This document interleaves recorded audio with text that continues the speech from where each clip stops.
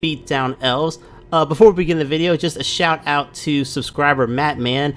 This is the deck that he wanted to see made out of our Crack-A-Pack videos, so shouts out to Matt Man for the Elf deck suggestion. So we're going to run down the deck, show you what the deck's trying to do, what's the game plan, and then finally some upgrades to the deck, as this is a budget deck, about $65 on TCG Player. So let's run down the list. We'll go ahead and start with the 1-mana Elves, 4 of Land War Elves.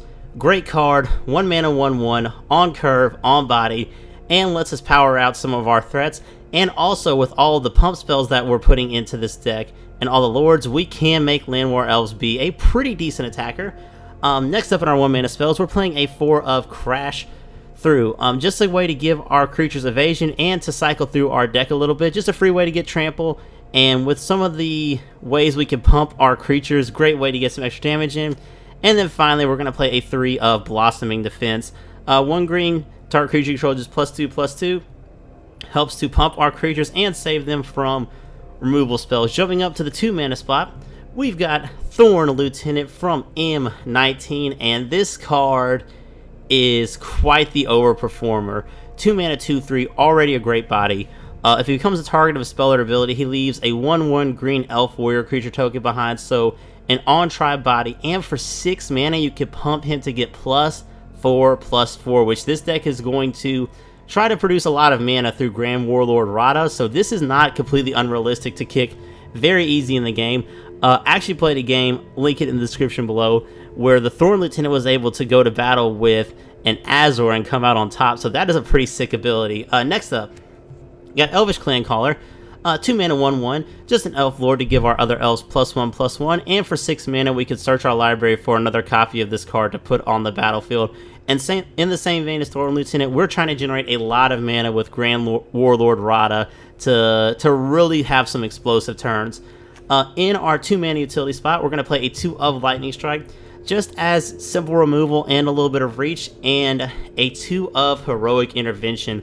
Want to spend a few minutes on this card. If you're playing green, if you're in a meta with board wipes, targeted removal, in Commander, this is a card that you really want to look into. Right now it's $6, so wait till rotation, but this card is great. Permanents you control gain hexproof and indestructible until end of turn.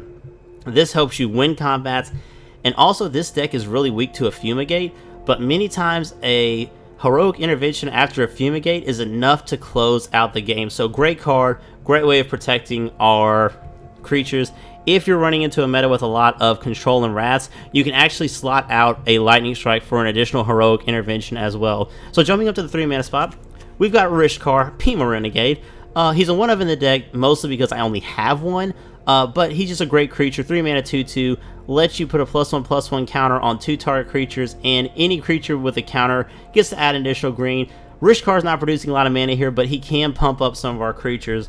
The real threat in our deck is Steel Leaf Champion. 3 green mana for a 5/4 with Land War Elves. This can be a 2-drop that comes down and deals a ton of damage.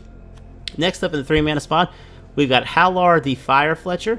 We don't have any kicker spells except for 1 in this deck, but when you cast a spell that's kicked, it gets a +1/+1 counter, and then Halar deals damage. Really all this is a 3 mana 3/3 with trample that is on tribe and on curve.